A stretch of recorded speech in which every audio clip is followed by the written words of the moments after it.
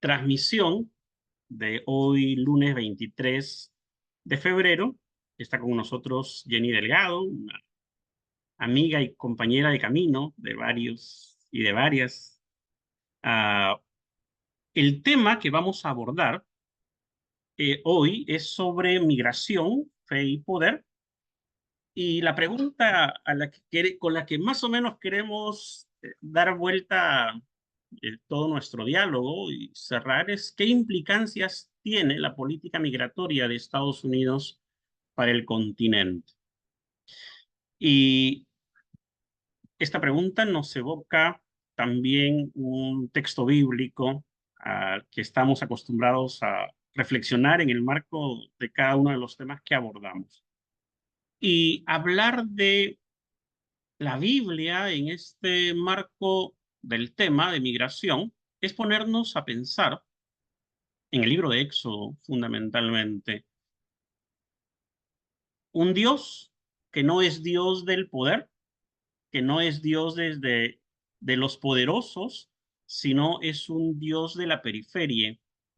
Es ese Dios que camina entre los migrantes, y en la historia de Israel desde el origen es una historia de un pueblo migrante, desde Taré, que sale de Ur, Abraham, ni qué decir, y Israel mismo en Egipto. Entonces, quiero mencionar ideas, algunas ideas fuerza aquí con este libro de Éxodo en el marco de nuestro tema. La primera mirada es: Dios escucha el sufrimiento del pueblo migrante esclavizado. Y esto está en el marco de los inicios del Éxodo, Éxodo 3, del 7, versículos 7 y 8. Y la otra idea fuerza es la identidad histórica, el pueblo migrante liberado, que nos recuerda a ese Dios que les dice a Israel cada vez que está apartándose del camino: recuerda que esclavo fuiste en Egipto por el asunto de cómo debía de tratar a los migrantes y a los excluidos. La tercera historia, el tercer punto aquí es la justicia social hacia el extranjero y el vulnerable. No al extranjero que llega con su dinero para hacer turismo, no a él, sino el extranjero migrante pobre que llega con un proyecto de sobrevivencia. Y finalmente, la cuarta idea, la liberación como revelación del poder de Dios. Y una liberación de esas cargas pesadas, que no es eh, liberarse solamente de Egipto, sino liberarse del poder abusivo. En este marco, aquí del éxodo y todo este asunto de lo que vive el continente, migración, fe y poder, es un tema que nos va a poner un poquito de vuelta a todo. David Romero. Buenas noches con todos y con todas, es un gusto. Tengo que hacer junto con el saludo la invitación a que puedan compartir, comentar, porque el tema me parece que nos atañe a todos, a todas, es un tema relevante. Tenemos una expositora de primerísimo primer nivel y es un gusto poder presentarla también como compañera de camino. Jenny Canales, antes de presentarla, Samuel, me gustaría insistir en animar a que puedan escribir los comentarios, las preguntas, para que sea lo más interactivo posible. Y Samuel, antes Uh-huh. tienes que hacer una mención de quienes nos están Sí, auspiciando. Por favor, esto es por ley. es importante. Sí, bueno, este espacio está organizado por el Seminario Bíblico Tarpuy, la Iglesia Luterana Cristo Rey, Diaconía y la Asociación Sara McDougall. Así que este espacio es posible gracias a estas organizaciones, y pronto sumándose más organizaciones también en este espacio de reflexión de cada semana. Cumplí Sí, con, con la presentación. sí, Hay que celebrar, hay que celebrar. Habiendo dicho esto, pues, permíteme, Jenny, hacer una breve presentación para que nuestro público sepa quién eres. Jenny Delgado es teóloga y psicóloga, ella es peruana, es candidata a doctorado en, es doctorando en psicología de la religión en la Universidad de Lausanne, en Suiza. Con más de 15 años de experiencia, Jenny ha colaborado con movimientos sociales, comunidades religiosas y gobiernos regionales, centrándose en la educación decolonial y feminista. Es ordenada presbítera gobernante y forma parte del Comité Asesor sobre Políticas Sociales de la Iglesia Presbiteriana de los Estados Unidos. Además, forma parte del Comité Directivo del Comité sobre la Condición de la Mujer y el Género en la Academia Americana de la Religión. Es fundadora de Publica Theology y es convocante de mujeres haciendo teología en Abdayala, una comunidad ecuménica e intergeneracional dedicada a amplificar las voces de las mujeres en la educación teológica en Abdayala, en nuestro continente. Jenny, es un gusto poder contar contigo. De repente bueno, tengo varias preguntas, pero una que me gustaría compartirte es por tu experiencia, por la riqueza de lo que has vivido. ¿Qué factores teológicos, culturales o qué factores políticos podrían explicar qué parte del evangelicalismo latinoamericano respalda agendas migratorias restrictivas asociadas al poder político estadounidense? Y, si te parece bien, ¿qué implicaciones tiene esto para el testimonio cristiano? Gracias, David, por la introducción y gracias a Samuel, ¿verdad? Y a todos los que nos acompañan en esta noche para este diálogo sobre migración, fe y poder, ¿no? Como se ha titulado, realmente nos implica esta relación desde el espacio público, las implicancias que tiene este entendimiento no solamente de los textos bíblicos, sino también de la teología que acompaña y que no es nada nueva. Estamos hablando que el sistema migratorio en el continente es un sistema migratorio eh, que si bien es cierto, para muchas personas parece que fuera una libertad salir, cruzar fronteras, para muchas es forzada, ¿verdad? Que tienen que dejar los territorios.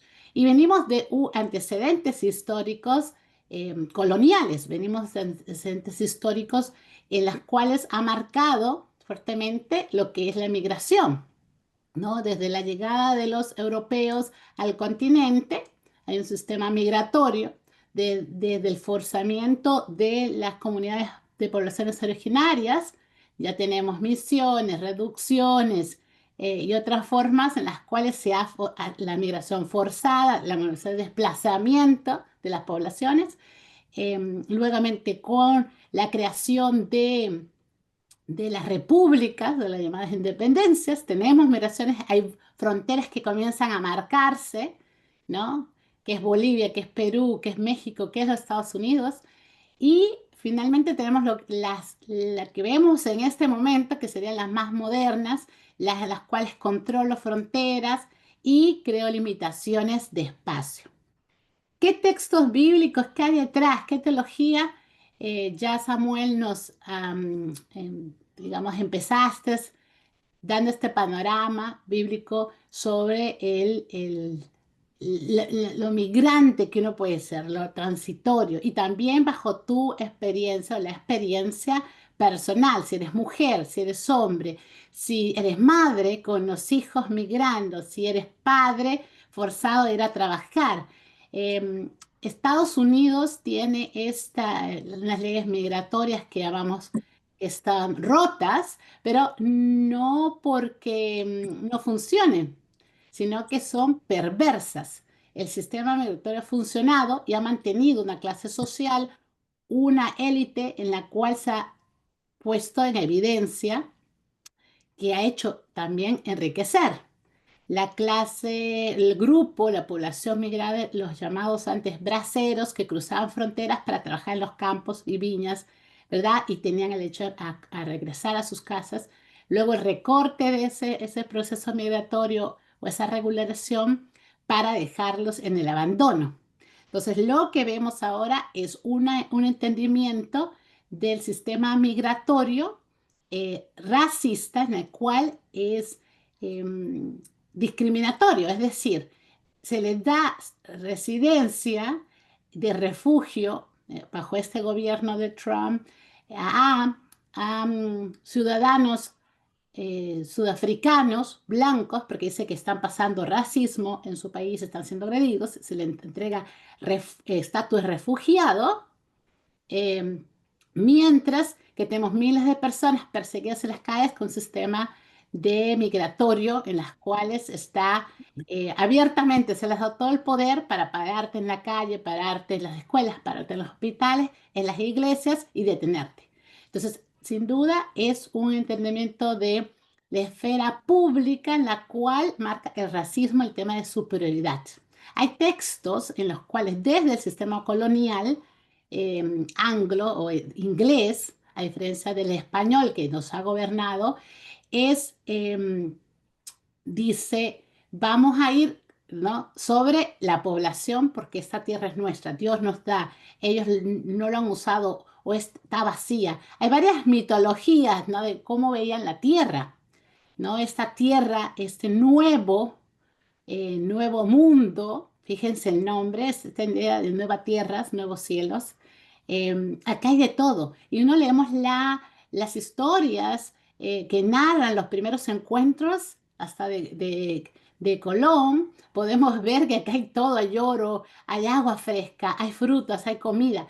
Esta tierra bendecida para muchos fue entendimiento desde el mundo purista, anglo, protestante, la tierra de leche y miel, en la cual Dios le iba a dar este nuevo mundo, una nueva posibilidad, nuevas tierras. Entonces, en esta apertura, ¿no?, este marco, nos encontramos para algunos 500, para otros 400, 300, 200 años después, en diferentes procesos, con administraciones perversas, muy bien como lo han comentado, que tienen el poder casi absoluto de ordenar, ¿no? Y esto hace Trump desde el día que ingresa al gobierno en el segundo periodo 2025, ordenar y las deportaciones masivas. Es así que tienen un presupuesto de un año de 40, 80 billones, han gastado 40 hasta el momento en un solo año, billones, para que se den cuenta la magnitud de lo que consiste este sistema migratorio de sacar gente. ¿Cuál es el perfil? Y aquí queremos ser no ingenuos, que mucha gente piensa que solamente por no tener estatus migratorio, es decir, indocumentados, sino que hasta hay gente detenida que es ciudadana, que porta una documentación, una residencia o una visa para residir en Estados Unidos, ha sido detenida y sigue estando en estos centros de detención por semanas, por meses. Y quiero entonces hablar en estos minutos que sí, es como el sistema migratorio en que nos encontramos, juntamente con la iglesia y juntamente con el poder que se le ha entregado a Trump con la presidencia y que él ha tomado, digamos, de asalto porque no toma en cuenta el Congreso, el Senado y esto, eh, está haciendo daño. Primeramente que afecta la capacidad de las familias de sostenerse. Muchas han paralizado su sistema, digamos, de trabajo. Hay más de 3.800 niños y niñas detenidos. Imagínense lo que cuesta ese dolor enorme de estos niños, de estas familias.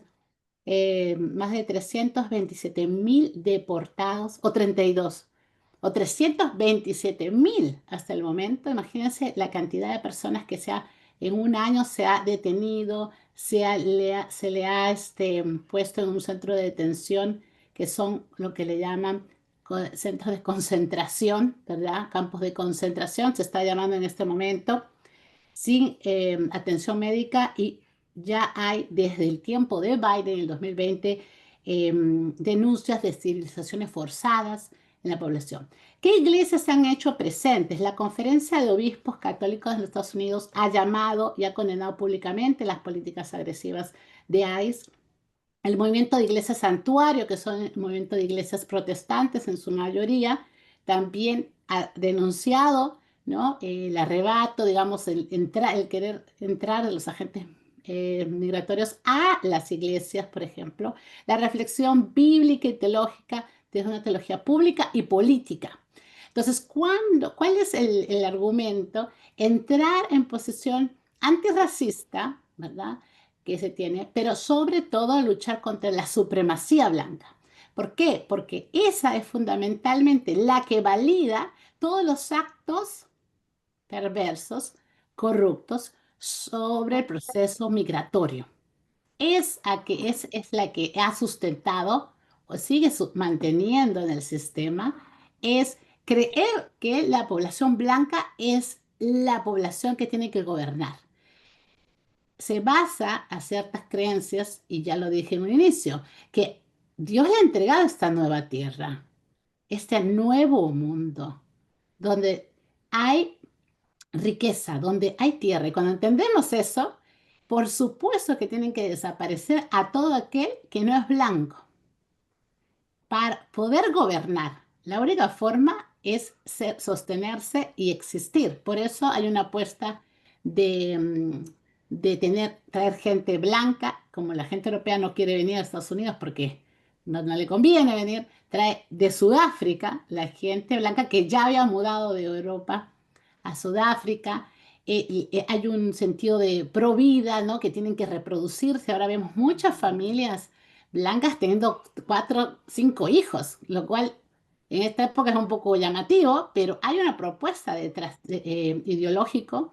Mucha gente pertenece a iglesias conservadoras que les han dicho que la única forma de permanecer en poder es reproducir, es crear más gente blanca, estar. Entonces, ese pensamiento de, de que Dios está con ellos, Dios le ha otorgado y ellos son, digamos, el grupo de poder, se les permite asumir, ¿no? Ya con Trump se revela, ¿no?, cuando los pastores están ahí orando por él, están el hijo de Franklin Graham, sí, está apoyándolo. Entonces uno comienza a ver qué está sucediendo detrás, ¿no? Se crea el ministerio, digamos, de la Casa Blanca, de pastores, hay una persona encargada, o sea, en medio de deportaciones, esterilizaciones, asesinatos en la calle, niños, miles de niños pasando situaciones terribles, ¿no?, traumáticos, que están en los centros de concentración. O sea, todo esto comienza a afectar y está como un sistema que para nosotros parece roto, parece realmente que no funciona, que se viene cayendo, pero un grupo se sigue manteniendo, ¿no? ¿Por qué? Porque detrás, siempre del control fronterizo de los Estados Unidos, también se da un mensaje, ¿no? También se da un mensaje. ¿Qué otros sistemas de control fronterizos tenemos en el continente? No son de Estados Unidos, México, Guatemala, México, Venezuela, Colombia, Ecuador, Perú, Perú, Chile, Chile, Bolivia. Miren cómo ha bajado todos los puntos fronterizos de que aquí no cruzas, hasta aquí no cruzas y hasta aquí no vas, y siempre vas a encontrar el enemigo que quita trabajo, porque es la misma retórica. Son ellos, la gente marrón, que es como se denomina a los no blancos, o europeos o caucásicos, ¿no? Ellos son los que vienen a robar, nosotros somos los que vienen a quitarnos, ellos son los violadores, los pedófilos. Y después nos damos cuenta de que cuando comienzan a salir todas las noticias, eh, detrás la clase gobernante y de poder son más bien los blancos de poder, los más ricos, la gente de academia con mayor prestigio, codeándose con la gente más vil que podemos haber visto en tiempos modernos, criminales, ¿no? Entonces nos encontramos en esto. Podemos seguir dialogando, pero es como el panorama de encontrar cómo afecta el tema migratorio en el continente. Gracias, Jenny. Y desde lo que nos comentas, bueno, tenemos algunos comentarios, algún comentario en el Facebook ya, y aquí en el chat del Zoom también tenemos comentarios. Ahora les damos la palabra y en un momentito y vamos a leer algunas preguntas. Pero antes de pasar a esto, tú nos hablas del tema de deportaciones, los blancos, el apoyo, el control fronterizo. Y también el asunto de las creencias, y yo te pregunto allí desde el mundo evangélico, ¿cómo explicar desde esto que tú nos has planteado el apoyo del mundo evangélico que no está en Estados Unidos, sino en el resto del continente, y que apoyan ciegamente la agenda de Trump? Y casi es su mesías, o sea, ya parece que son más trumpcistas que cristianos. Entonces, ¿cómo explicar eso? Porque realmente en el Perú lo vivimos, por ejemplo, desde ah, mucha de la gente evangélica que apoya a Trump tiene la misma simpatía por López Aliaga, para hacer el match. Y lo expresan abiertamente, lo celebran, dicen, en Estados Sí, Unidos ha pasado esto, el presidente ha hecho esto. son casi la misma gente, es trumpista, el trinomio, ¿no? El trinomio del mal, trumpista, buquelista y mileísta. O sea, ese casi como falta uno más para ser los cuatro jinetes del apocalipsis. Bien, Pero ese panorama nos dice, bueno, miremos los perfiles, son hombres. Y hasta Bukele, que no es caucásico del norte, digamos, de Europa, son hombres del Mediterráneo, del otro lado, yo le llamo el mundo mediterráneo, ¿no? Del otro lado, no asientan sus identidades desde poblaciones originarias en el continente, ninguno de ellos. Son hombres de negocios, son hombres que están buscando poder y que el gobierno les sirve a sus beneficios. Entonces, cuando se entra a esos perfiles, podemos entender que la gente pueda comparar rápidamente, ¿no? Dicen, este con este se parece a este. Pero lo que yo sí creería a suspicacia, ¿verdad? Es el mensaje. Personas con perfiles no solamente de apariencia o identitarios, sino de corrupción, de graves acciones como Trump. Trump tiene, y pronto saldrá más, aparece más de 1 millón de veces en la lista de los files de Epstein, por ejemplo, que tuvo un negocio enorme de abuso a niñas, adolescentes. Alguien que tiene como presentación el abuso a mujeres, ¿verdad? O sea, entonces, desde la iglesia angélica, que se guarda la cordura, que quiere ser muy santo y todo, tendríamos que tomar en cuenta que como estos personajes tienen estos perfiles de corrupción y que no llaman la atención a eso, ¿no? Entonces, em, por ejemplo, se hablaba de ser pro familia, ¿verdad? Como uno de los grandes perfiles. Trump tiene, esta es la tercera esposa, 5 hijos, y se habla que no solamente estuvo dentro de la red de prostitución y abuso infantil y violación, ¿verdad? Sino hasta de asumir, mandar abortos. Entonces, cuando toda esta sarta comenzamos a leer las noticias de todo lo que implica estos personajes, la gente tendría que evaluar con mucho más gordura sus limitaciones de lo que entiende un liderazgo venido por Dios, un liderazgo que Dios quiere, ¿no? ¿Por qué? Porque tenemos ahora las herramientas y cada vez más aparecen más información de lo que lo que estas personas aparentan en el poder. Lo otro que también podría dar un alcance, porque no son como teóloga, sino como psicóloga, es que vamos a entender que la mitad del mundo suele tener un tipo de pensamiento que o cuando se relaciona con otro en las estructuras sociales necesita control, saber qué pasa mañana, qué va a pasar pasado, cómo se mueven las reglas y todo. El otro es más dinámico, quiere flexibilidad, quiere comenzar a explorar, creatividad y todo. Así nos movemos, aprendemos.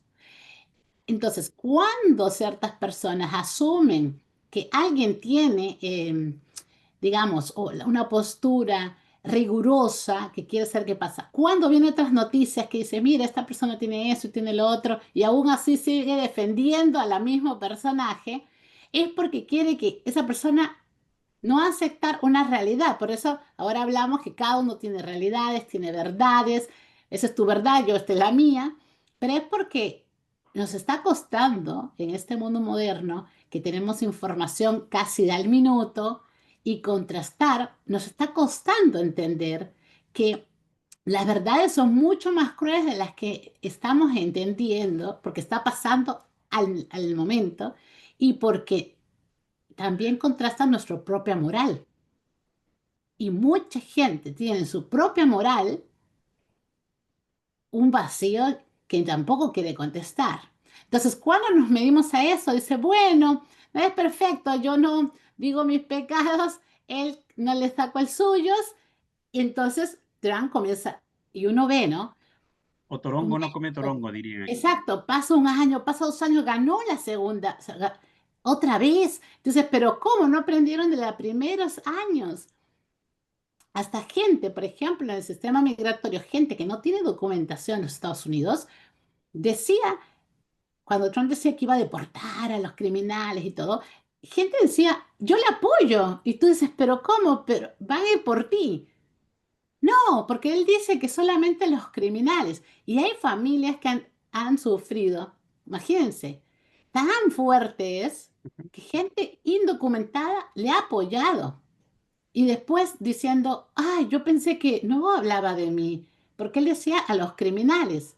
Pero para Trump y su gente y todo, un criminal ya es, y es un delito dentro de los Estados Unidos, haberse quedado sin legalmente, ¿no? Entonces, si no Sin tienes documentación. documentación, ya significa que ya estás haciendo un delito. Pero la gente pensaba como un crimen, haber matado, violado, etcétera, como el caso que él explicaba. Entonces nos encontramos, es decir, gente misma poniendo su vida en riesgo porque esta persona realmente llega a hablar a la gente y la gente no se ve reflejada.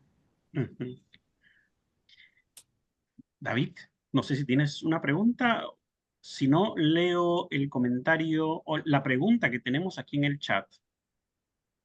No sé, Sí, eso ¿tienes una quería pregunta? compartir. Sí. No, las preguntas que tenemos dos, una de Pablo García y una de Michelle. Sí, el de Pablo está en el Facebook y aquí tenemos una de Michelle en el Facebook, en el Zoom. Leo esta y luego vamos al Facebook. Dice, ¿de qué manera la migración transforma la identidad religiosa tanto del migrante como de la sociedad que lo recibe? Ujú. ¿En qué manera? Bueno, la verdad es que la gente comienza a pasar situaciones que puede moldearse. Yo la verdad que la gente de a pie, ¿verdad? Los que están en el camino, comienza a preguntarse. Gente, la verdad que conozco gente, pastores, ¿no? Que por un motivo llegaron a Estados Unidos y se quedaron documentados y así igualmente han seguido sirviendo. Líderes, por ejemplo, tenemos un liderazgo o que llegaron de pequeños, ¿verdad? También, y se quedaron, crecieron, fueron al ministerio, a los seminarios, y están sirviendo sin documentación. O sea, vemos que tenemos una amplitud de cómo entender ciertas leyes y por qué el tema migratorio es bastante sensible, es porque también reconocemos, y lo mencionamos al inicio, que de alguna forma sentimos que pertenecemos.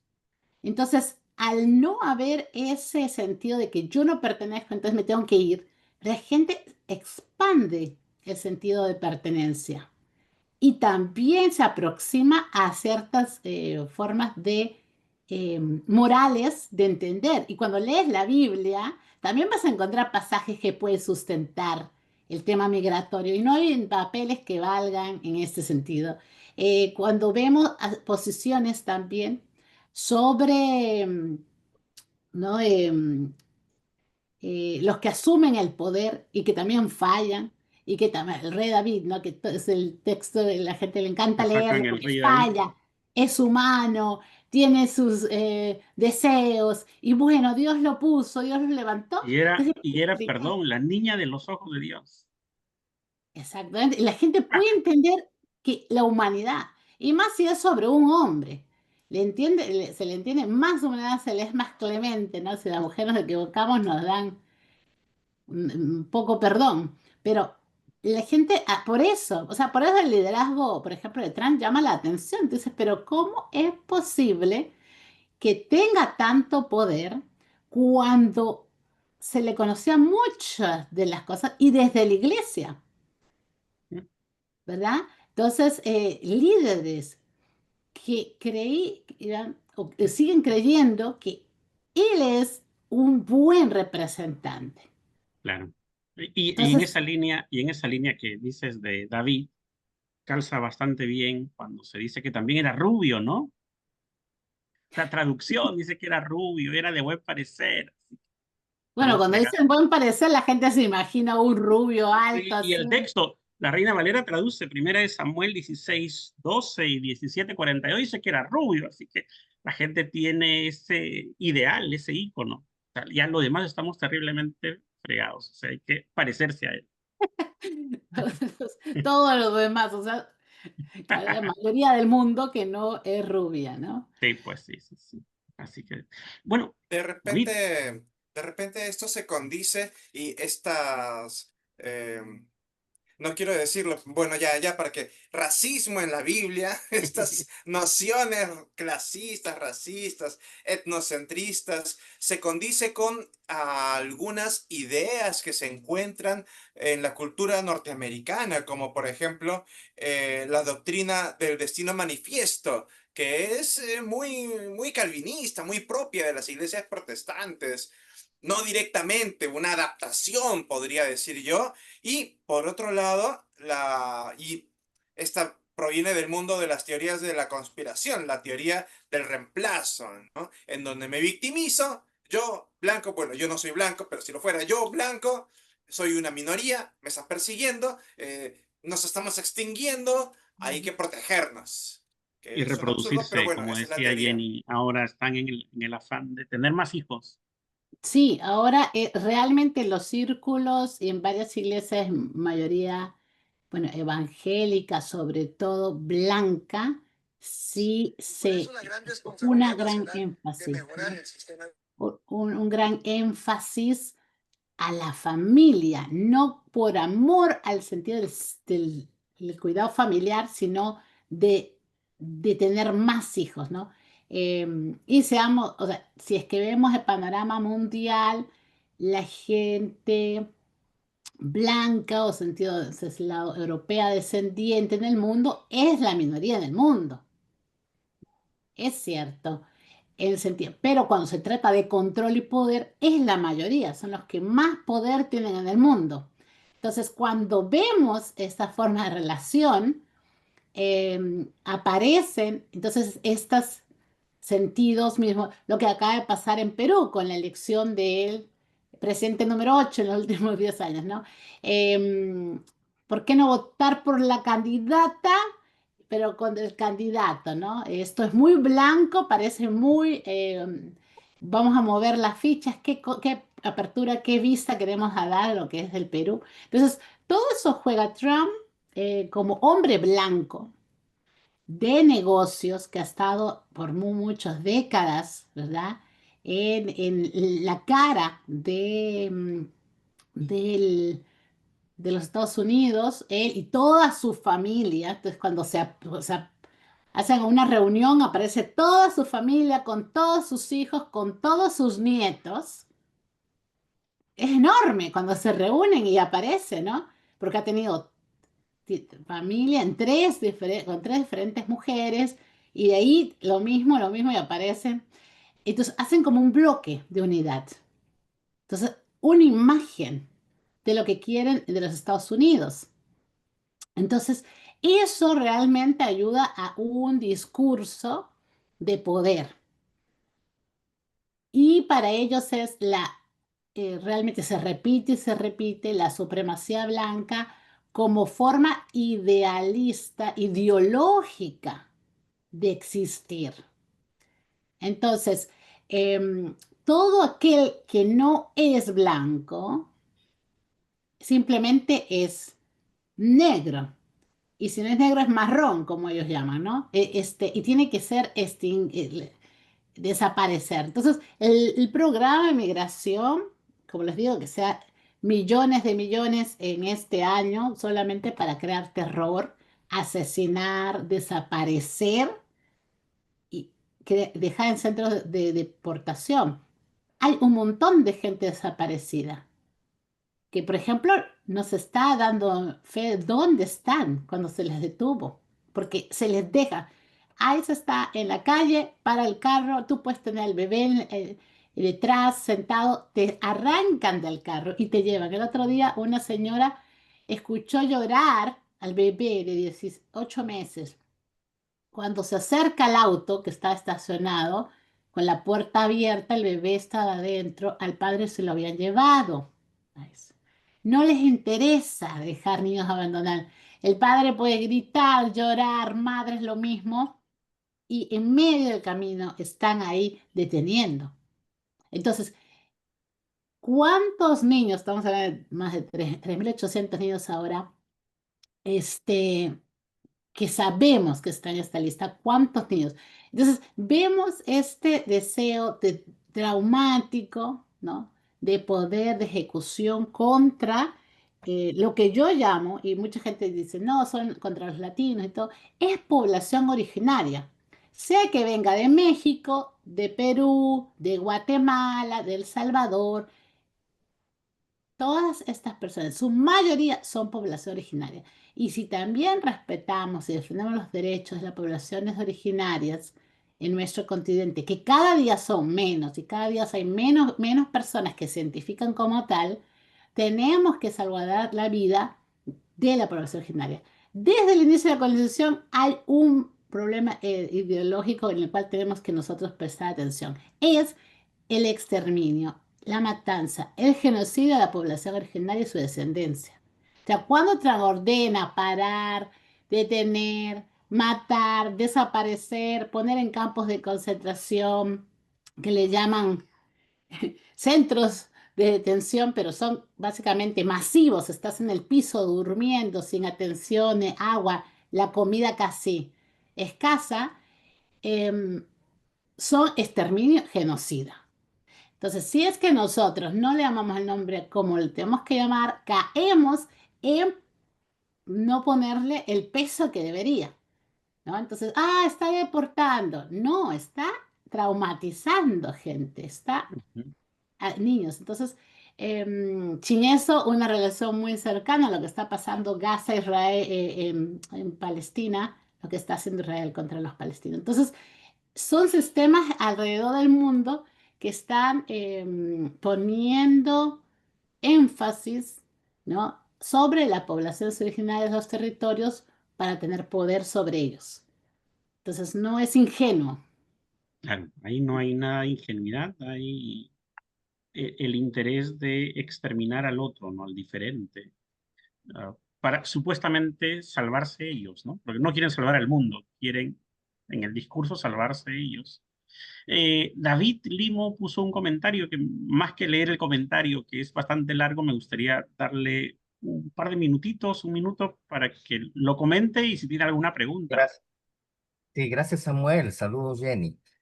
Yo creo que entiendo la conflictividad de la movilización humana en muchos aspectos, pero yo creo que detrás de esto está la comprensión primero de propiedad privada, es decir, esto es mío. Ni siquiera los pueblos originarios tienen un concepto de la tierra como propiedad privada.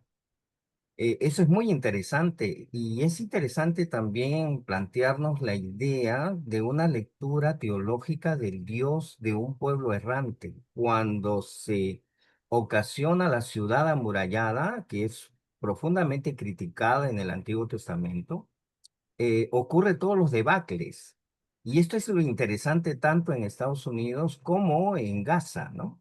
Donde en realidad hay gente que utilizando inclusive una interpretación mesiánica de la tierra, considera que esa tierra es suya.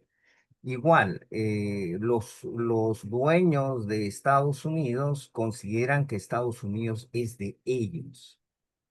Yo me pregunto en Perú, si seguimos con estos nacionalismos, nos estamos destruyendo. Y la pregunta es, ¿qué significa este Dios de un pueblo errante? ¿Cómo puedo hacer una teología del ser errante?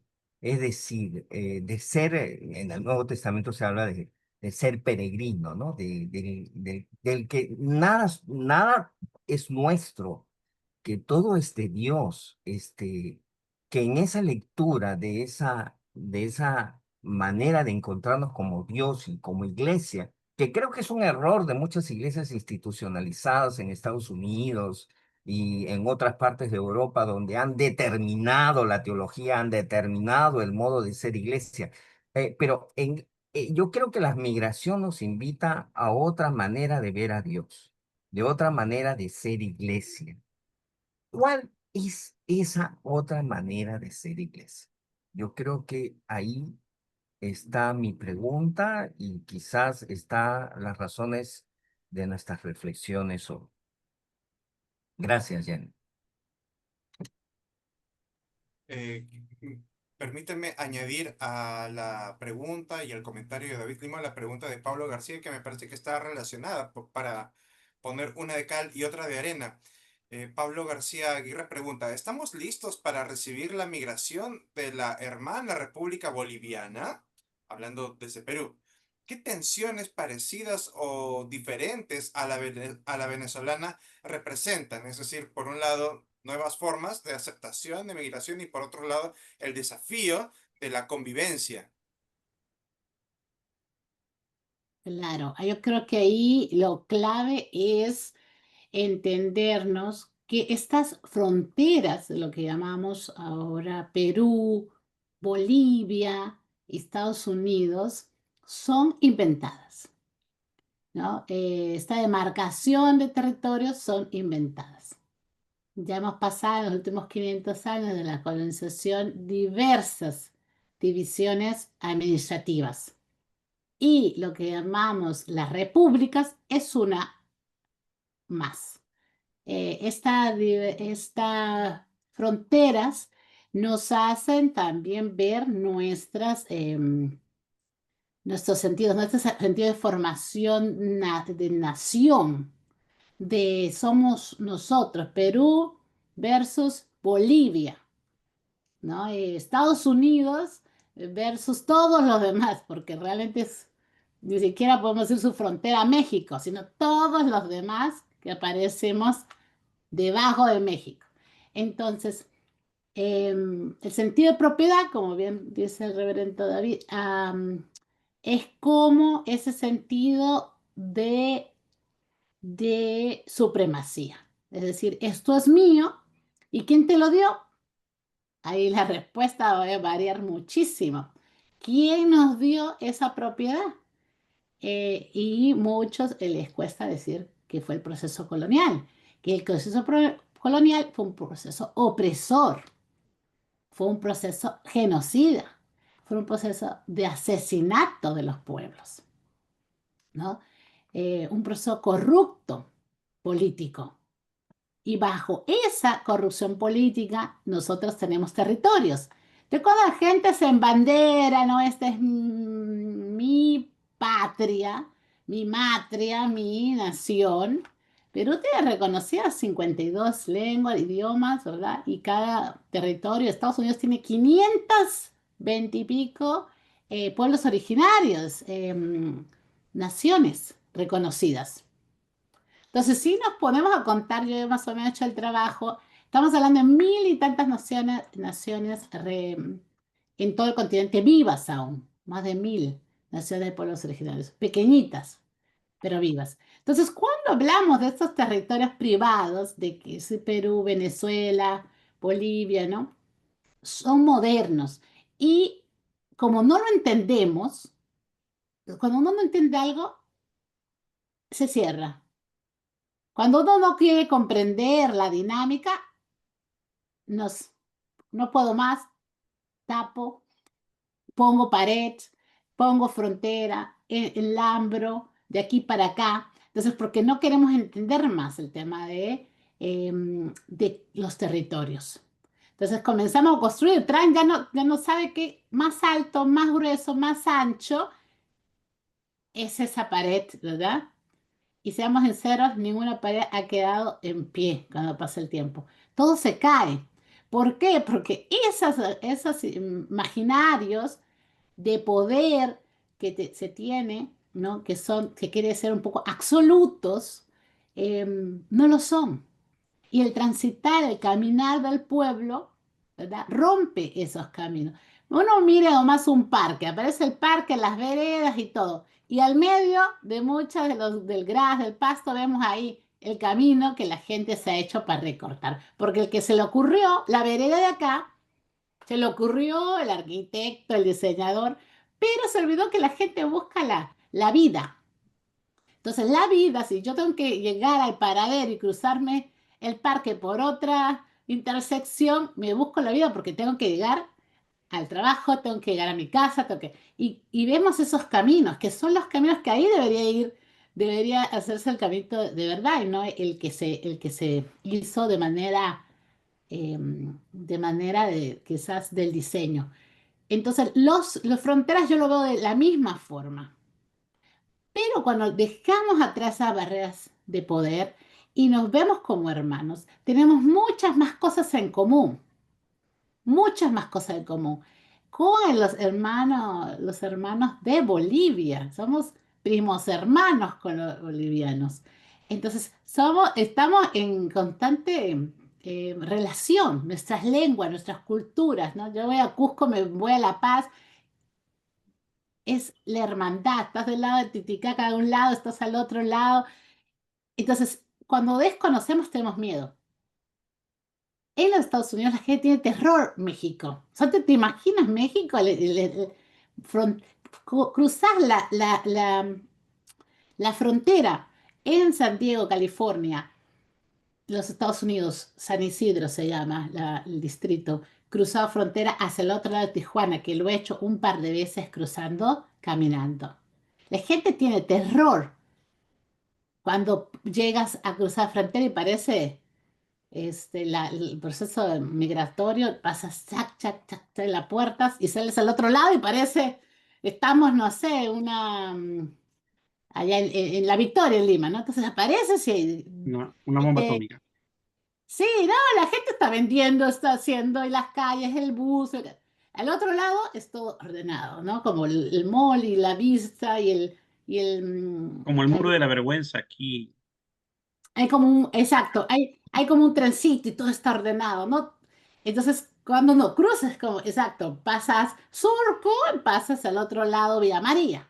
Ajá. Entonces, claro, la gente le tiene terror porque dice, al otro lado parece caos, pero es vida, lleno de vida. Yo le he cruzado con mi hija de 1 año. Fuimos a comer tacos, y pasamos todo el día en Tijuana y con los mariachis y todo, y es la facilidad, y la gente hace vida, comercio y todo. O sea, es muy, muy dinámica. Pero la gente tiene miedo, dice, no, el idioma y no sé qué, y a veces no hace ese trabajo. Y hay gente que vive en la frontera de muchas ciudades que no quiere cruzar, ¿no? Porque le han dicho que al otro lado, la muerte.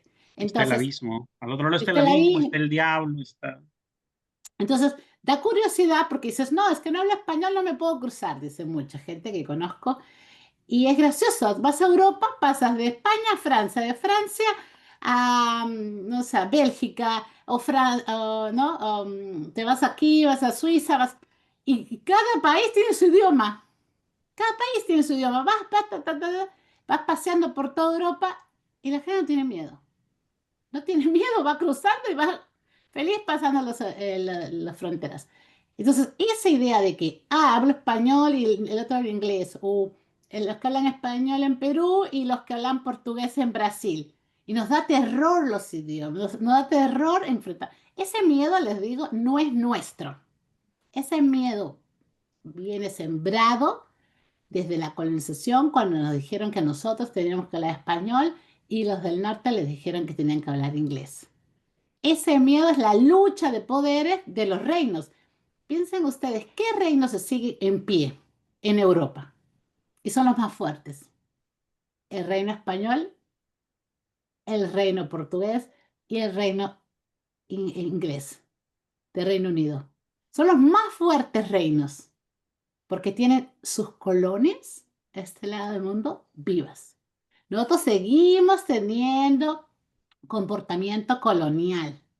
Seguimos pensando desde la colonia. Por eso siguen bien. ¿Por qué otros reinos cayeron en Europa? Y estos tres porque siguen alimentándose de nosotros. O sea, pensamos si es que de las repúblicas, los últimos 200 años que nos hacen celebrar las independencias, no tenemos relación con España, no tenemos relación con Inglaterra. Mentira, pues tenemos relación tan fuerte que teníamos hasta un congresista que le pidió perdón al rey de España, ¿se acuerdan? En 2021, cuando Castillo dijo, acá hay una historia colonial. México ha pedido varias veces a España que pida perdón por la colonización. No vamos a pedir perdón, dicen los españoles del rey. No, nada que perdonar. Andarían ustedes entre en taparrabos y no tendríamos universidades, dicen. Ellos nos han redimido. Exacto. Y España es bien fuerte. El gobierno inglés, el reino inglés sí ha pedido, digamos, media culpas y reconoce la colonialidad. Y en Estados Unidos ha habido un reconocimiento de la población originaria, pero como ente casi extinguido, ¿no? Porque no es ni 1% de la población en los Estados Unidos que se reconoce como población originaria. Y ¿Vieron en eso, cómo? sí. Ujú. Yo no, sí, te escucho, termina. Sí, no, no, para entender estas dinámicas migratorias es entender las fronteras y el proceso que estamos viviendo, ¿no? Y el lazo que tenemos colonial tan fuerte, porque para existirnos Perú y para existir Bolivia y para existir Estados Unidos tenemos que seguir reconociendo que somos un invento colonial. En esa misma línea del invento colonial, ¿qué hacer? ¿Cómo desmontar? Yo sé que no hay receta, pero eh, ¿qué hacer realmente frente a discursos religiosos, evangelicales sobre todo, que sostienen este tipo de cosmovisiones del mundo? O sea, sostienen este asunto del nacionalismo radical, pero el nacionalismo eh, centrado en ellos, ni siquiera en lo comunitario, sino en sus individualidades. Y sostienen desde ahí una postura hispanista hasta los huesos, ¿no? Tiene su bandera No, también, así que ¿verdad? no los escuchas solamente a los españoles, claro, solo escuchas aquí a mucha gente, no solo criollas, sino a los blanqueados, ¿no? A los que quieren blanquearse, se dice aquí, ¿no? En Ujú. Y Arequipa, cuando el rey de España vino de visita, le dieron las llaves de la ciudad y estuvieron encantados de tener al rey de España en Arequipa. sí, y él dijo, pero ¿para qué me lo dan si yo ya lo tengo? No, mentira. La tengo guardada, ya. Y ya yo soy dueño de todo esto. Miren, yo creo que primeramente no es receta, pero uno de mi trabajo de investigación en psicología de la religión, que vengo haciendo y espero publicar pronto es justamente el proceso identitario. Cuando uno se reconoce con identidad, ¿recuerdan el censo en Perú que nos decían casi el 80% se declaraba mestiza? Y por ahí alguien salió y dijo, muy bien, lo hemos logrado. Cuanto más gente se declare, no declare, o por lo menos su descendencia de pueblos originarios, su ancestralidad, de sus abuelos, de sus abuelas, esa riqueza que todavía persiste en Perú y que otros países no lo tienen, eso tengamos claro. Perú, Bolivia, Ecuador son los países con mayor ancestralidad en la región, sumado Guatemala y México. 5 países tienen la población originaria más grande en el continente, y los demás no. Y si Perú, que es uno de ellos, no logra identificarse, entonces podemos decir que hay, claro, una ganancia, ¿verdad? Ellos han ganado un sentido de, de logro universal al plan, ¿verdad? Pero si comenzamos a identificarnos como población originaria, yo creo que es un buen paso. Luego el otro es conocer nuestra historia. ¿Quién es y cómo se ha gobernado el país?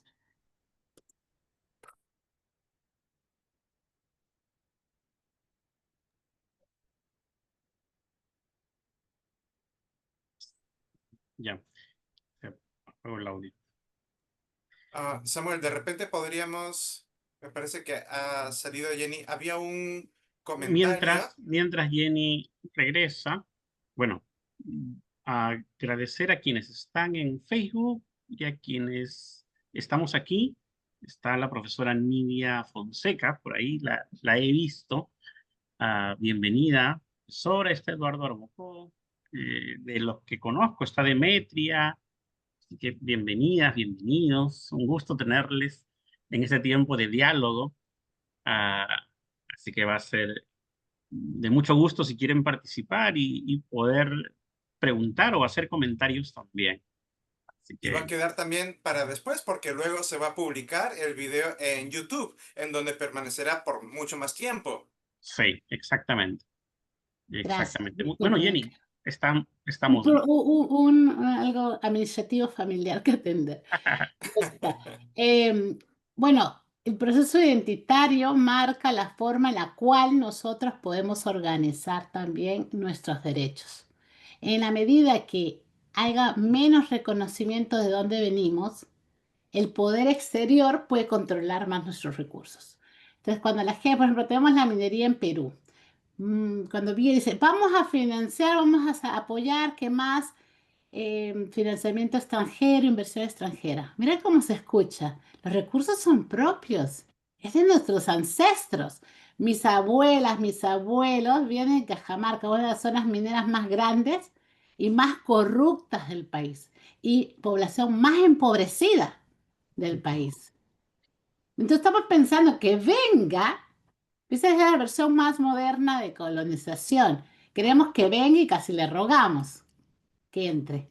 Entonces, ven cómo afecta esa la política también nuestra. Jenny, Sí, eso es eh, bueno, dijiste Cajamarca, así que mi familia también viene de Cajamarca. Somos ahí casi mi familia viene de vecinos. Chota, vecinos, ¿verdad? Y sí, lamentablemente el empobrecimiento, y yo insisto en esta temática de quienes más defienden el sistema en los discursos religiosos, es la gente pobre, la gente más empobrecida por el sistema y lo podemos ver en los grupos evangelicales. No digo evangélicos, sino evangelicales, o sea, los más radicales, que no han asumido una conciencia de sí mismos y de sí mismas, son los grupos que más defienden a, eh, al opresor, digamos de alguna manera. Entonces, vuelvo a esta idea de cómo luchar frente a eso. David Limo dice, ¿Qué podemos valorar en la espiritualidad del migrante?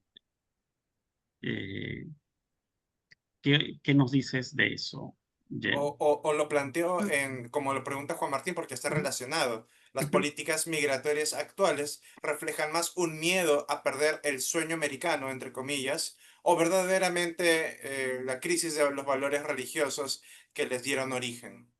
Justo es una parte de mi investigación de los últimos años, es las prácticas con sentido de espiritualidades originarias que se practican, por ejemplo, en Estados Unidos. Cómo ha cambiado las prácticas litúrgicas, por ejemplo, en la iglesia luterana en California, donde se hace danza, donde se hace ofrenda. La mayoría viene de experiencias laborales del campo, ¿no? Entonces, y trabaja en el campo de California, que es la que alimenta con frutos y todo a casi todo el país. Y esas son mano de obra de gente migrante, que son población originaria. Yo he tenido la experiencia de visitar una congregación luterana en California, en cerca de San Francisco, con el reverendo Nelson Rabel, con el que hemos trabajado de cerca. Y, por ejemplo, hay una experiencia también ahí riquísima en cuanto a expresiones y libertad de las comunidades a expresar desde sus comunidades, ¿no? En este caso eran mexicanos que habían cruzado la frontera y trabajaban, residían, vivían, habitaban y celebraban. Pienso que esta relación en el cual hay apertura también de celebración eh, ha afectado la dinámica de poder en muchas iglesias, ¿no? El reconocimiento de otras prácticas religiosas ancestrales, por ejemplo, hay un diálogo, porque se nos ha dicho que cualquier otra práctica que no sea blanca, europea, estructurada, con himnos y tal forma, es pagana o es del demonio o algo que te da miedo, algo que cómo puedes explorar, si, de dónde viene, ¿no? Entonces, hay un diálogo en cuanto a aceptar estas prácticas. Creo que en Perú mismo, con población que ha migrado del campo a la ciudad, hay un término que se usa que es como indígenas urbanos o población originaria urbana, que se traduciría así, trae esa riqueza, ¿no? El campo a la ciudad, y, con instrumentos, con flauta, con otros tambores y todo, otros ritmos que mucha gente ha tenido miedo en aperturar. En las iglesias, en el mismo país que hemos crecido. ¿Quién diría que levantas la mano que no tiene un abuelo o abuela del campo, ¿no? De los Andes peruanos, que ha pasado este sistema migratorio también, ¿no? Y que nos cuesta a nosotros aceptar. Entonces, en este caso, en Estados Unidos, los blancos europeos, pues les cuesta porque lo desconocen, le tienen temor, y porque si vemos en la historia, les han dicho que eso es lo indígena, eso es lo que tenemos que controlar. Entonces, hay esta dinámicas de poderes en cuanto a los saberes, a las expresiones que van a regir qué es cristiano y qué no es cristiano, por ejemplo. David, Yo, Mario, perdón. no, no, dale, dale, yo estoy masticándolo. Sí, bien. Bueno, antes de leer parte de lo que Mario Huertas o Mario Mercedes coloca, surge el otro aspecto, ¿no? El énfasis en lo indígena, en lo propio, pero también, ¿no crees que habría que ver una mirada del mestizaje? Porque no solo podríamos ver el sentido del autóctono, sino de que somos todas las sangres y ahí también somos todo y no somos nada, ¿no? Que a veces pasa que las mismas, eso es como un comentario ya más de Tuyo. construcción de relaciones sociales, las mismas comunidades indígenas terminan discriminando al mestizo, ¿no? porque no lo sienten propio, pero el mestizo tampoco es blanco ni se ha blanqueado, entonces está en el limbo. Entonces, ¿cómo trabajar aquí también, en palabras de David, una espiritualidad con esta gente que no necesariamente tiene que reconocer lo autóctono puro o lo aborigen puro, sino la mezcla, el sincretismo de todas? No solo en el sentido eh, de color de piel, sino en el sentido de costumbres, culturas, tradiciones. Claro, es innegable, la verdad, es innegable la colonización y el proceso colonial. El que niega esta experiencia colonial de sometimiento, de aprendizaje, de revaloración, ¿no? Sería alguien que no vendría de otro planeta porque hemos pasado un proceso colonial mundial y específicamente en nuestros territorios, ¿no? Fuertísimo, y lo seguimos viendo y lo seguimos experimentando. Entonces, lo que nosotros llamamos mestizaje, ponemos en cuestión, como dice Samuel, este, y esa idea, ¿no? Ese imaginario de todas las sangres, hace una apertura muy bondadosa al colonizador. Básicamente fue su idea y nosotros la repetimos. ¿En qué sentido? En que esta idea de que somos todas las sangres básicamente se basa en defender a ese abuelo que nunca nadie sabe quién es, pero valga la imaginación, es blanco, alto de ojos azules. Parte de mi investigación doctoral es justamente una entrevista, entrevistas a diferentes personas con identidades, población originaria descendiente y no descendiente, lo reconocen como no, o no tener un ancestro de población originaria. Y cabe en la historia, en la narración, que dicen que hay un abuelo blanco, altos azules, que no sabe quién es, en qué momento de la historia, pero que tienen, y que los abuelitos dicen. Cuando he preguntado luego acerca de sus abuelas dicen, no, ella sí era campesina, chiquita, bajita, hablaba quechua, hablaba esto. Entonces, ¿cuándo vemos esa diferencia de tener una memoria de aquella persona que no sabes que existe, pero está como en el imaginario, pero sí sabes de tu abuela campesina, que cómo se llamaba, cómo vivía, dónde vivía, o hasta vivía con nosotros en casa, se le menosprecia? Dice que suele ser que las abuelas son las más invisibilizadas de nuestras familias, ¿no? En vez del abuelo. Entonces, en este mestizaje, mucha gente tiene en cuenta a valorar y a reafirmarse en su existencia por ese abuelo desconocido. Cuando surgimos este abuelo desconocido y hablamos este imaginario que se repite, ¿no? En Perú he entrevistado gente de 20 diferentes países del continente, tienen el mismo prototipo de abuelo blanco, alto, ojos azules, es esa idea de quién es la imagen del colonizador, que me va a humanizar mi existencia. No mi abuela, su existencia, la creación de su existencia me humaniza, entonces me presenta a mí con ese personaje mestizo y la gente lo defiende. No sabes quién eres, no sabes cómo se llamaba, no sabes en qué época de la vida del abuelito, pero está. Entonces, eso nos confunde porque queremos ser leales a un personaje que, si bien es cierto, tuvo poder y tiene poder todavía en las cosmovisiones que nosotros queremos engendrar. Es decir, una democracia, una política, una, una república. Y queremos aparecer todos mestizos para que tengamos honor a representar. ¿Se dan cuenta de ese lazo? Porque si no hay ese, no es una verdadera república, no es una verdadera creación republicana. Entonces necesitamos a existir. El problema es que dentro de la clasificación del mestizaje, el mestizo no existe, como decía, o sea, es que crea a la mitad, no eres, pero eres, y al final no perteneces. Entonces, cuando estamos solicitando que venga gente fuera a gobernar, de alguna forma nos atrae ese imaginario también. Si vamos entretejiendo entonces esta forma de entender el mestizo.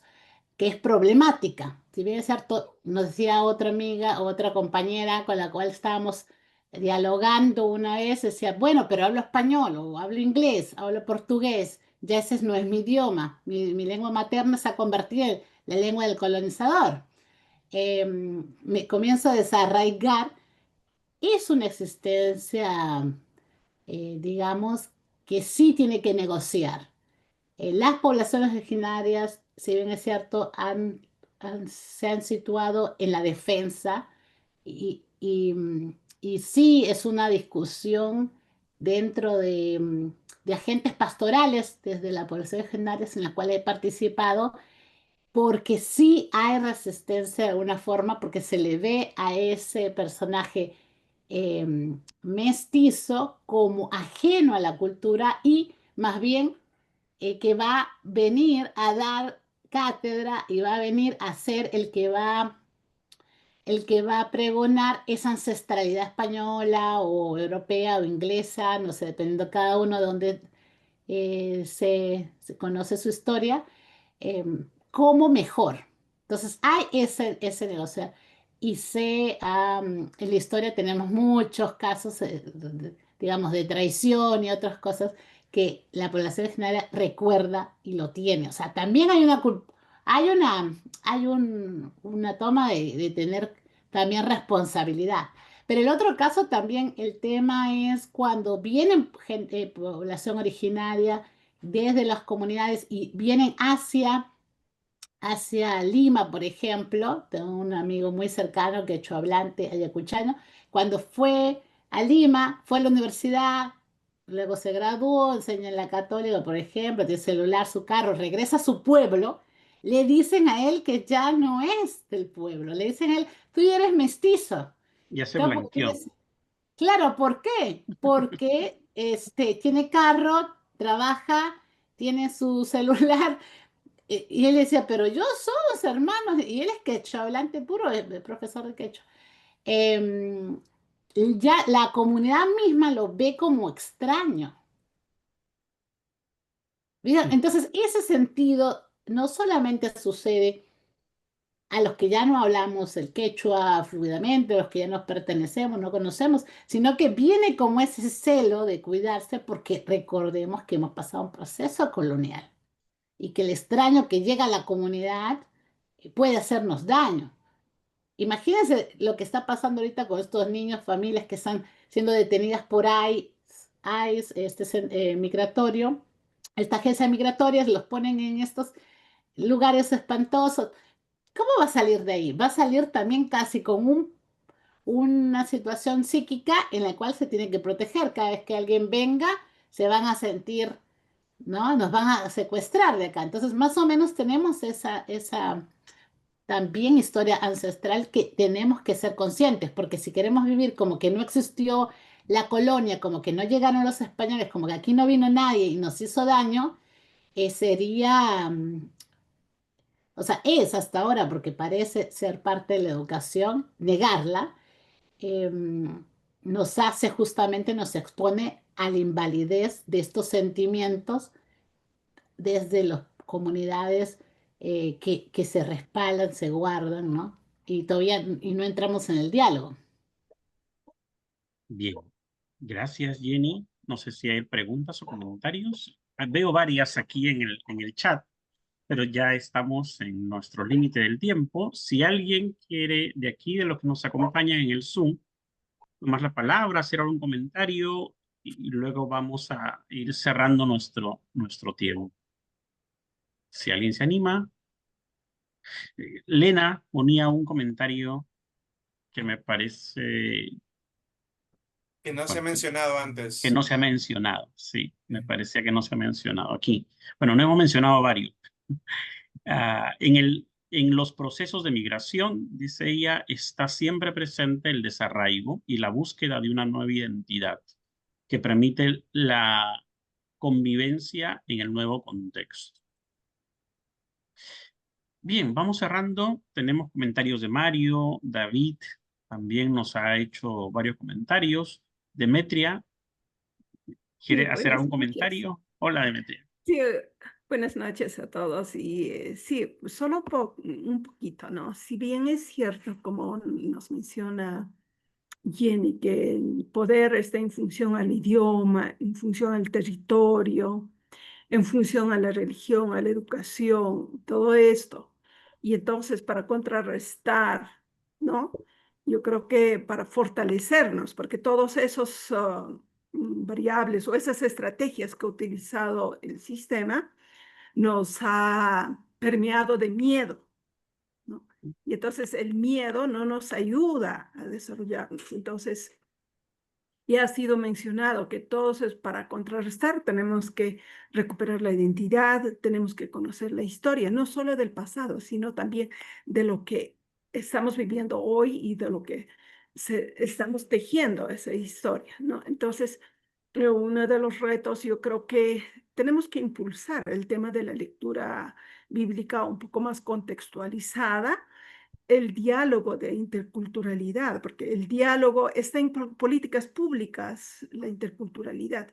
Sin embargo, es un documento, es un término que no se cocina, no se vive. Entonces, dentro de la interculturalidad está todo ese tema de respeto a la identidad, respeto a tu vivencia, respeto a tu comunidad, respeto al territorio, ¿no? Entonces, en la medida que podamos impulsar desde el lugar donde estamos, yo creo que podríamos contribuir un poquito para que podamos hacer un cuerpo un poco más resistente. El tema de la incidencia articulada, yo digo, todo esto que estamos reflexionando, yo creo que por lo menos hacer un cuerpo común, ¿no? Ser parte de la comunidad, ser parte de esta historia, ser parte de esta resistencia, ¿no? Hacerlo visible. Entonces, yo creo que eso implica que no solo tenemos que estar en este espacio tan pequeñito, tenemos que conversar con el vecino, tenemos que conversar en la comunidad donde estamos, ¿no? Tenemos que abrirnos, tenemos que mostrar que estamos apostando, pues que estamos en ese trance, ¿no? Porque si no pasamos a la historia y tampoco hemos hecho algo, ¿no? Entonces, solo eso quería ah, poner ahí en la agenda si aún calza en este proceso de resistencia contra todo este tema de poder. Más que poder, yo creo que es el tema que nosotros podemos sentirnos esa persona digna, esa persona o una comunidad vivible, ¿no? Que acogedora, porque como ya han dicho, somos migrantes aquí, pero en ese paso, en este territorio sin fronteras, que con nuestra cosmovisión andina, amazónica, no existe fronteras de los que habitamos, es nuestra casa común donde nos movilizamos, ¿no? Y en eso tenemos que estar abiertos nosotros, no cerrados, porque ahí dentro de la misma del mismo sector evangélico que nos llamamos cristianos. ¿Qué tanta resistencia para poder conversar con los cristianos católicos, ¿no? Y peor con las otras espiritualidades de la comunidad amazónica andina. Y entonces tenemos que abrir también esas fronteras que nos hemos construido nosotros sin querer queriendo, ¿no? Entonces, solo eso. Muchas gracias, Demetria. Jenny, palabras de cierre. Sí, bueno, agradecer por el tiempo, el espacio, abrir este diálogo. Son temas muy sensibles, ¿verdad? Toma tiempo procesarlo, aprenderlo en el sentido que pasa con nuestras realidades, nuestras realidades personales como familiares y en sociedad. El tema de migración, sin duda, seguirá siendo un tema todavía por entender. Esperamos que no tanta gente sufra como lo está haciendo, tantos niños expuestos a tantas violencias, que a mí realmente me duele en el corazón ver niños abandonados y niños encarcelados por esta situación migratoria. Que no se repita y no se tome como ejemplo porque es malvada, es perversa. y que sin duda la iglesia tiene un llamado a denunciarlas. Como dice Demetria, hago eco a que necesitamos dialogar más con nuestros hermanos y hermanas católicos, el trabajo que ellos están haciendo.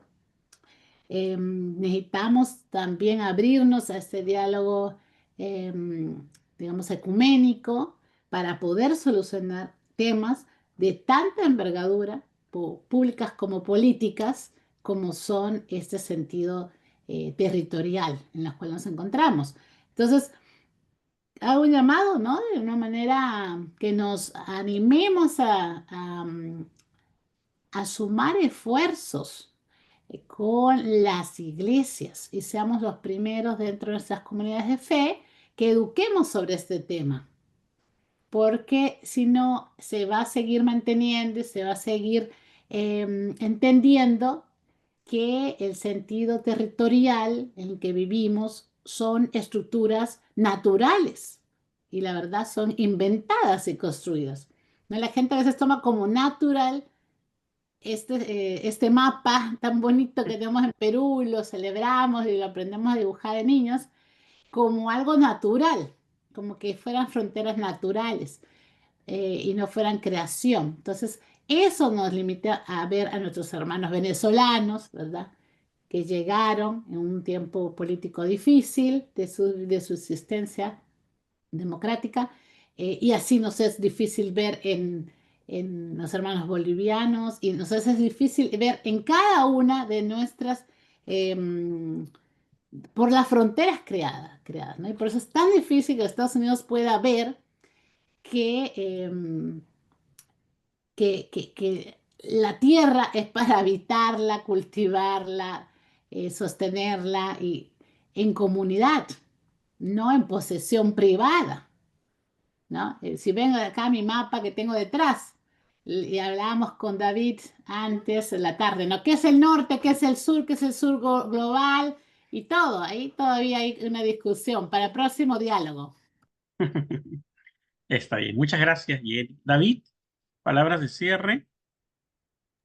Agradecer, me gusta que nos hemos centrado en las oportunidades, en dialogar desde las iglesias, porque hay muchos discursos perniciosos que están permeando, que no forman parte de las tradiciones de las iglesias protestantes, de las iglesias evangélicas, si se quiere, que es más bien de apertura, de aceptación al distinto, del abrazo, de la colectividad. De modo que hay que estar atentos a estos discursos xenófobos que en realidad nos son ajenos, pero algunos sectores quieren naturalizar. Yo destaco esto. El reverendo Lima mencionó también e hizo énfasis en lo del errante. Me parece que son lecturas que debemos tener en las iglesias y que no siempre tenemos, las pasamos por alto. Muchas gracias, Jenny, por las reflexiones que has traído. De verdad, hay un buen trabajo que se viene realizando, pero como se dice, es más escandaloso el fuego, el incendio, el pavor, que los árboles que crecen y que las raíces que se afianzan en la tierra. Gracias, Jenny. Y sí, una de las cosas, como algunas ideas que se han ido levantando, el cierre, es el resistir, ¿verdad? El resistir como desde la búsqueda de la identidad, la resistencia al control, la resistencia al poder y el desmontar discursos religiosos. Muchas gracias nuevamente, gracias a cada una y a cada uno que nos acompañan, y que también a las personas que van a ver el programa, esta transmisión por YouTube en el transcurso de la semana, porque vamos a subir esto al YouTube. Ahora está siendo transmitido por el Facebook. No ha podido estar con nosotros hoy Antoinette, está en algunas actividades, Antoinette López, y el Ni el pastor pastor. Armando, Armando Capcha, que ha tenido que regresar a Ecuador por unos días a visitar a la Está de familia, y migrante. en 12 días regresa, está de migrante ahora. Así que ha sido un gusto nuevamente. Eh, Samuel, la sí, invitación. para que vengan al próximo programa. Las transmisiones son todos los lunes a las 7:30, así que si quieren estar en vivo, si quieren participar en el Zoom, levantar la mano, como hizo Demetria, que le escuchamos con mucho gusto, pueden hacerlo, no, nadie está exento, solamente estén atentos, se está transmitiendo desde la página de Facebook de Tarpuy, estamos compartiendo también el enlace para que se conecten en Zoom, y como ven, lo que más nos importa es tener este espacio de diálogo para compartir nuestros pareceres, para compartir saberes, de modo que efectivamente estamos cumpliendo, no, más que buscar, y Samuel hacía énfasis en esto, más que plantear soluciones o la respuesta mágica, es el intercambio en el que nos encontramos y de esta manera nos enriquecemos. Por eso es necesario agradecer al Seminario Bíblico Tarpuy. Samuel, si tienes algún programa, este es el momento de decirlo.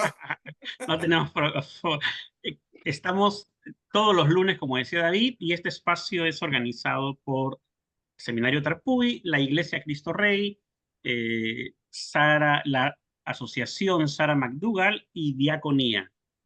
Así que nuevamente, Debo, y debo seguimos recalcar, sumando. sí, Samuel, del buen trabajo que está haciendo Sara McDougall con la biblioteca, con los niños allá en Ayacucho. Es necesario resaltar esto porque no solamente decimos, sino que también hacemos. Ujú. Ahorita decimos, porque este es el momento para conversar, pero después, desde las iglesias, desde nuestras organizaciones de base, de sociedad civil, hacemos. Ujú. Gracias. Gracias y Un nos vemos saludo, la profesora Nidia. Un abrazo desde Perú. Sí, próxima, Nidia, qué Nidia. lindo. Un gusto verla. Bueno verte, Nidia. Qué gusto. Tus estudiantes. Vamos. Aquí estamos, aquí estamos sus estudiantes. Así que Aquí estamos, un gusto Nidia. verla. Los sembrados dando frutos. Sí. Gracias, Nidia, gracias.